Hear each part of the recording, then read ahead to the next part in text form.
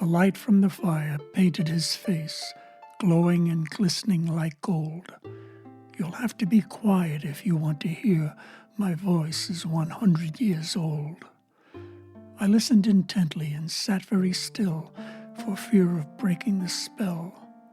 Certainly someone who lived long as he would have a grand story to tell. When I was a boy, a long time ago, the world was a much different place. Life wasn't filled with as many distractions and moved at a much slower pace. Letters were written with paper and pen. Phones had a dial and a cord. The only screens we had commanding our view were those in windows and doors. Movies were called moving pictures back then. They were silent and in black and white. We had no TVs, just large radios that families tuned into each night. We'd listen to music and comedy shows and plays about mystery and crime.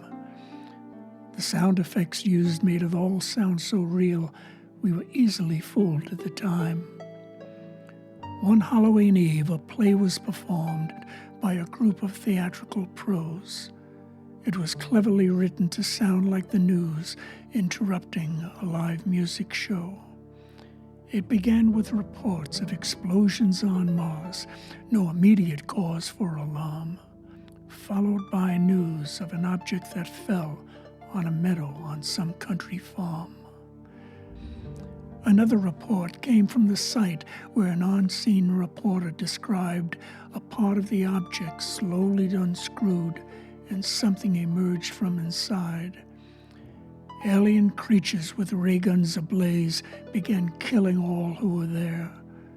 The reporter on scene started to scream and then suddenly went off the air. Listeners who tuned in late in the show, unknowing the news was a play, panicked, believing the Earth was attacked by Martians from far, far away. They flooded the highways and telephone lines and loaded their rifles and guns, ready to shoot any shadow that moved, prepared for a fight if it comes. The man struck a match and then lit up his pipe and, leaning way back in his chair, blew out a smoke ring perfectly round that slowly dissolved in the air.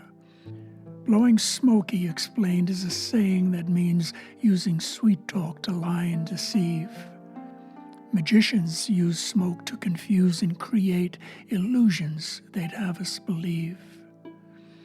The radio play may have caused some distress, but it did serve to make us aware, to be wary of all that we hear and believe and the misinformation we share. Lies make us fear, and fear leads to hate, and hate makes us angry and mean.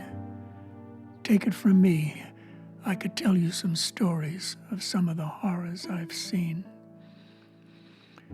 With that, he stood up and rolled up his sleeves and said, "Now I must wash up and rest. Tomorrow a friend from the old country's coming, and I want to be at my best."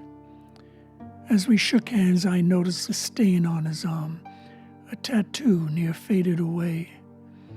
It looked like 6 numbers all in a line. I must ask him about that someday.